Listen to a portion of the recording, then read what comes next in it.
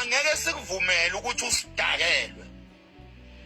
Lento yokuthi ufike ukhulume ngokuthi kunomculo odumile ebese uphinda futhi ufuna ukucontrol ingqondo zethu ukuthi asinga estimate singasho ukuthi ubani singasho ukuthi ubani. Uma beungafuni sihlawumbisele si-estimate, why ungayikhiphanga i-voice note? Ngoba iyona ebizosenza singahlawumbiseli, iyona ebizosenza i-voice note ukuthi singakhombani ngeminwe, ngoba i-voice note ibizovele imqonde ngqo lowo muntu loyo. Wenziwa yini wena ukuthi usatshiswe yilo muntu okunikeza i-information ebese usacrifice ngesithunzi sakho emhlabeni wonke wamabhinqa ngenxa nje umuntu oyedwa? Uma ngakujikelwe yilowo muntu loyo othi kube yiphutha yini ukuthi akunike le information ngekaphinda akunike, uma ujikelwe yilowo muntu loyo wazuza isupport kithi sonke singamabhinqa esilalela nesithenga umculo wakho, ngoba lo muntu wena omvikelayo akakubekanga kuleli zingo kulo, ubekwe yithina.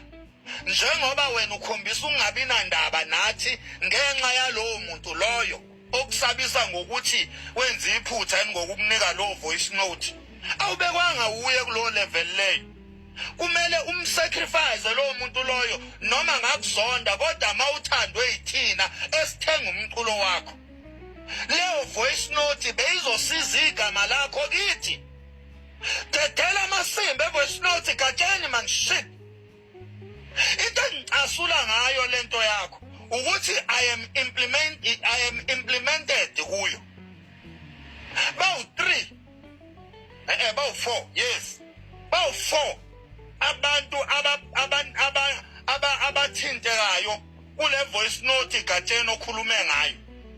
Number 1, uthinteke uKhuzani, kwathinteka uMaxwell, kwathinteka uMthandeni, kwathinteka uKing Zoso. Kodwa abantu abathinteke kakhulu kulamasimba we-voice note owagodlile wena gatsheni, kuthinteke mina kanye noKhuzani, kwasekuthinteka uKing Zoso. uNtuntula akathinteki kakhulu.